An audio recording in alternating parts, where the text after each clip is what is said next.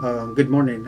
I would like to, on behalf of the Swinomish Indian tribal community, thank you for the invitation. Hello, my name is Dr. Jamie Donatuto, and I'm the Environmental Health Analyst for the Swinomish Indian Tribal Community.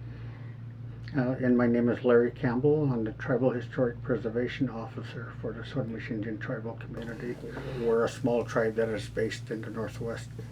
We're part of the Coast Salish, the bigger grouping of the Coast Salish nations in Northwest Washington and Southern British Columbia.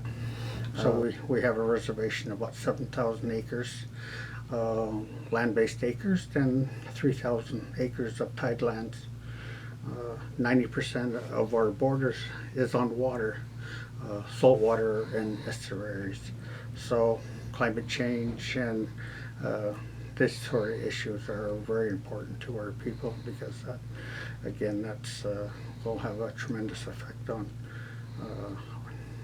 the resources that we call our traditional foods. Many of our tribal communities view health as the multidimensional and reflective values, beliefs, and practices. This includes physical, cultural, social, mental, spiritual health that are interrelated on family, community values. What does this mean? Basically, it means that a lot of our health and sense of well-being and sense of place in our communities and in our tribal societies is based on our traditions. What provides our foods? How do we go about procuring these? Is our environment again still healthy enough to support these resources that we consider important to our community? We always say that in this part of the world that we have been chasing the salmon for thousands of years. We don't know how long. And again, they're the center point of our existence. So the idea of eating fish, almost important as that, how do we catch it, how do we prepare it, and how do we make sure that we this is continue to be into our community. These are things that make us stand out as tribal communities in the Great Northwest, is that we're extremely rich in these resources, and we continue to hope that those resources will be for us there in the future. So, how did we begin to develop these indicators? Larry and I did hundreds of interviews with Swinomish community members asking, what is your definition and meaning of health, and where is it now, and where would you like to see it go, and how do you feel like the different aspects of health are interrelated, and how are they connected? We found reoccurring themes in many of the interviews that are not illustrated in current health assessments or evaluations. And then we began to work with other Coast Salish tribes as well in new iterations of developing indicators, going from themes to indicators. And we came up with a set of what we termed Indigenous health indicators. And then we pilot tested these indicators in several Coast Salish communities, and we'll show you some results in a little bit. I just wanted to point out this particular picture in the slide.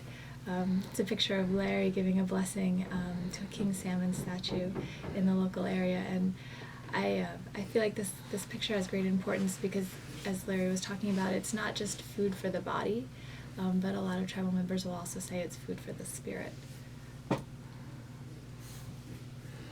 A lot of these indicators, we group them up into 6 different areas. The natural resources security, which basically means we want to make sure that these resources are available.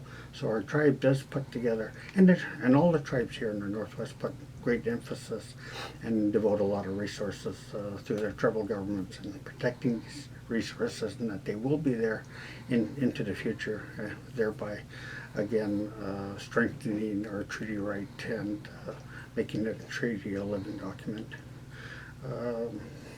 The cultural use, that it's important that I think of the cultural and the spiritual processes of the tribe, that we've been taught to thank the water, we've been taught to thank the land, we've been taught to thank the salmon for providing for us, for giving up its life for us so that we can become strong. And through our teachings and through our stories, they continue to remind us that we need to be thanking these resources all the time. And so again, that we have a mutual relationship that helps us make each other strong.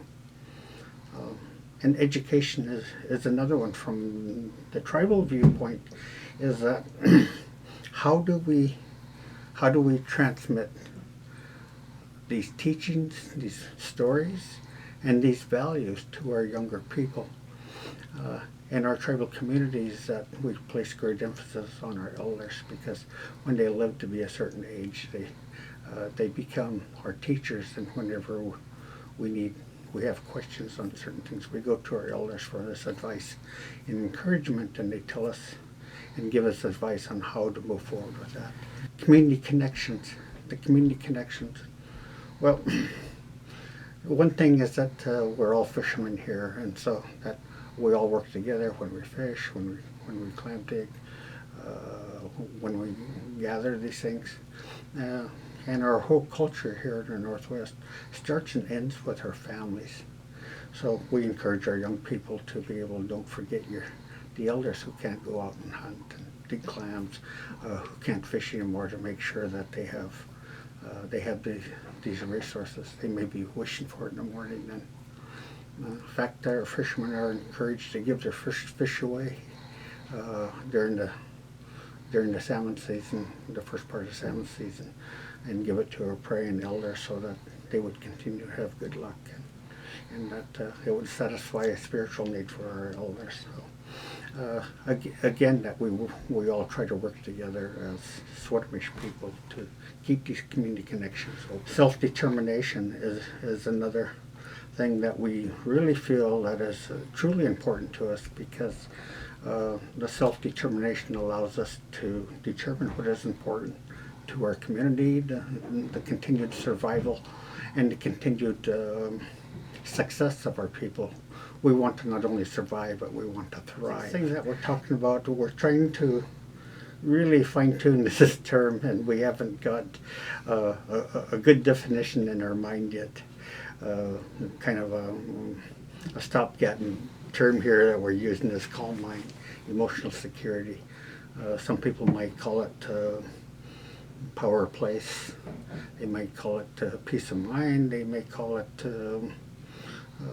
again, spiritual health. So how do you create metrics for these? Because I think that's one of the big questions that people have is a lot of these types of health aspects aren't included in evaluations and assessments because nobody knows how to evaluate them. Well, there's three main types of metrics that are used in evaluations. There's natural metrics, for instance, counting the number of diabetics in a community. There's proxy measures. So if you can't count, for instance, all of the people that participate in each ceremony, perhaps you can give a percentage for a proxy of cultural importance. And then there's constructed metrics, which is what we went with. Often when we're thinking of health, it usually boils down to physical health. And when we go see our family physician, the tests that they may take to measure certain things to see how healthy we are. I think the great thing about our study here, we also go down to this other path, because we recognize as tribal people and as tribal communities that there's a cultural health, there's a spiritual health, there's a family health, and there's all these other things that are very difficult to measure and to evaluate. One of our Indian activists told us a long time ago that we're not going to worry about you in the Northwest because you still conduct your ceremonies. As long as you conduct your ceremonies, you're going to be all right. And so this is the things that we do here in Swinomish and the surrounding communities. We conduct our ceremonies that give thanks to the Creator and to the Spirit for providing these things for us. So again, how do we measure that? These are the intangibles that are difficult to measure. But at the same time, when we bring this up to these target audiences that we take it to, we want them to look at their own community to see if, in fact, maybe they are forgetting some things that they've done in the past that ensured their ability to live well and to be healthy and to have not only this, like a full stomach, but a good mind and happiness that ensures that comes down from the parents, the grandparents, and the children and the great grandchildren. So again, that survey looks simple, but there's a lot of complex thought into it, and it's a kind of a subtle way of encouraging our target audience to take a good, honest look at themselves to see if there's something they could be doing that would ensure better health, healthy mind, healthy body, healthy spirit. They all go hand in hand. So what Larry and I thought was a really important component of this was community engagement. We feel that it's really impossible to determine what the status of community health is without actually being in the community and being engaged and involved in the community. And so we did this by hosting a series of workshops in different communities and asking these questions. And we started out with an introduction. Physical health is an important part, but there are these other aspects of health that are often either forgotten or, as Larry mentioned, considered intangible, and people don't know how to assess it. And we're here to try and figure out a way to evaluate these aspects on an equal playing field and in a way that makes sense to both community members and also outside folks. And this particular slide is an example of some of the metrics that we've come up with. For instance, for community connection, you can ask a community, where are you now? For instance, on a scale of 1 to 5, do you feel like everyone in the community has access to local natural resources such as clams and fish if they want them? And you can ask this question in a variety of ways. Often we like to use wireless polling clickers because people are able to answer anonymously. We use PowerPoint so the answers go directly up onto the screen, and so people can see the answers that are collated without having to show what their individual voices are, which actually really helps a lot when you're in a room full of all of your aunties and maybe you don't want to go against what they're saying. And we also encourage discussion. A lot of people will want to, they will vote anonymously, but they also want to clarify what they think is important.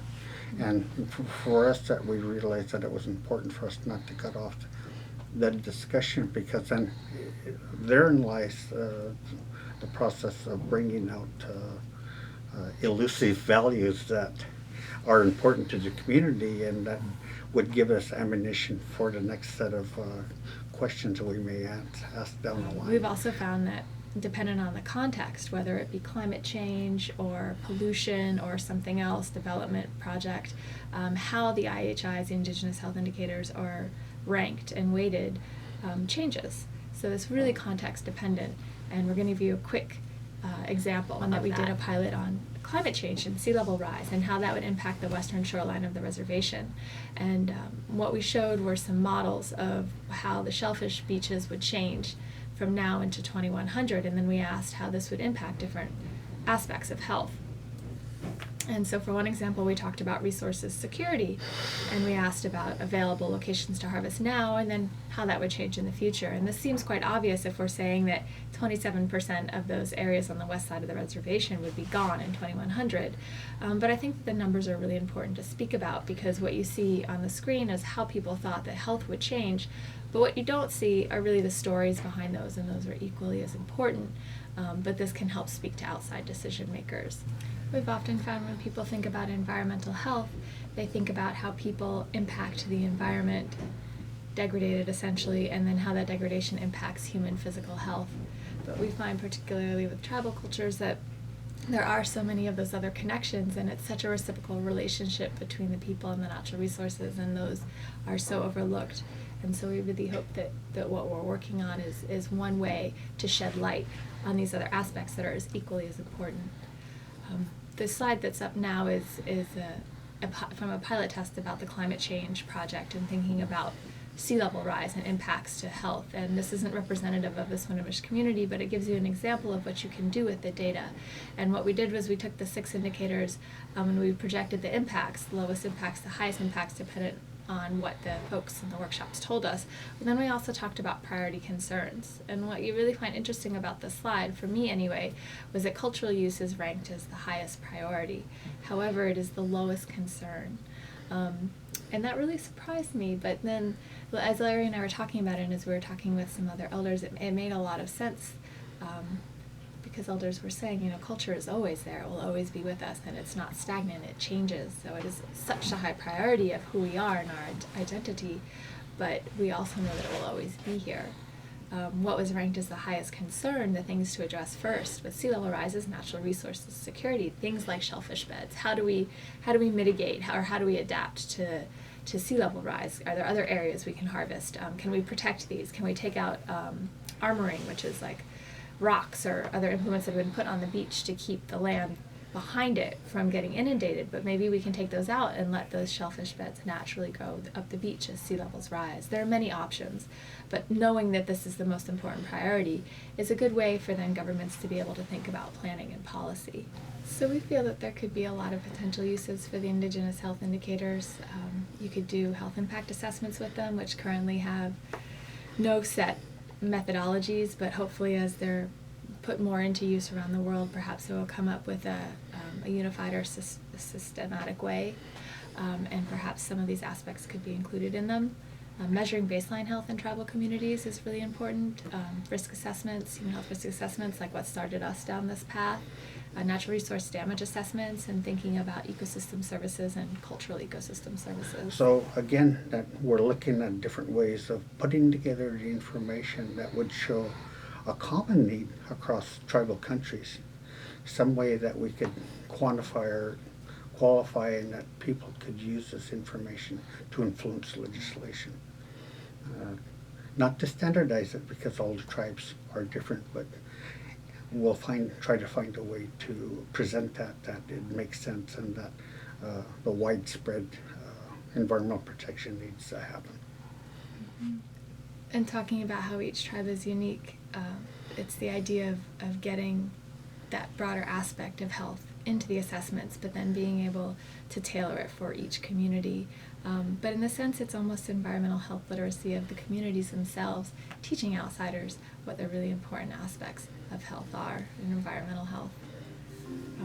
And this last slide is our contact information, and we're happy to talk to anyone who's interested. So thank you for your time.